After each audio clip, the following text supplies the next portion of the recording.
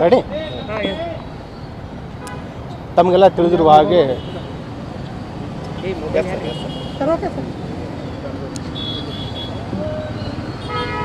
ಜಮ್ಮು ಕಾಶ್ಮೀರಿನ ಪಹಲ್ಗಾಮಲ್ಲಿ ನಡೆದ ಆತಂಕದ ಒಂದು ಘಟನೆ ಹಿನ್ನೆಲೆಯಲ್ಲಿ ವಿವಿಧ ಸಂಘಟನೆಗಳು ವಿವಿಧ ರೀತಿಯಲ್ಲಿ ಪ್ರತಿಭಟನೆಯನ್ನು ಮಾಡ್ತಾ ಇದ್ದಾರೆ. ಕೆಲವರು ಕ್ಯಾಂಡಲ್ ಮಾರ್ಚ್ ಪ್ರೊಟೆಸ್ಟನ್ನು, ಕೆಲವರು ಪ್ರತಿಭಟನೆ ರ್ಯಾಲಿಗಳನ್ನು ಮಾಡಿದ್ದಾರೆ. ಅದೇ ರೀತಿ ಇವತ್ತು ಬೆಳಗಿನ ಜಾವ ಈ ಬಜರಂಗ ದಳ ಕಾರ್ಯಕರ್ತರು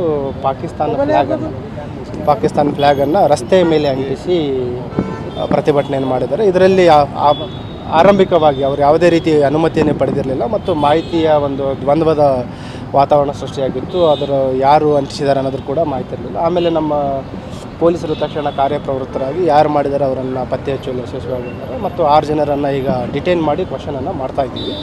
ಮತ್ತು ಇದು ಬೇಸಿಕಲಿ ನಾವು ಮಾಹಿತಿ ಕಲೆ ಹಾಕಿದ ಪ್ರಕಾರ ಇದು ಏನು ಒಂದು ಟೆರರ್ ಅಟ್ಯಾಕ್ ಆಗಿದೆ ಪಹಲ್ಗಾಮಲ್ಲಿ, ಅದರ ವಿರುದ್ಧವಾಗಿ ಇವರು ಪ್ರತಿಭಟನೆಯನ್ನು ಮಾಡಿದ್ದು ಈಗ ತಿಳಿದು ಬಂದಿದೆ.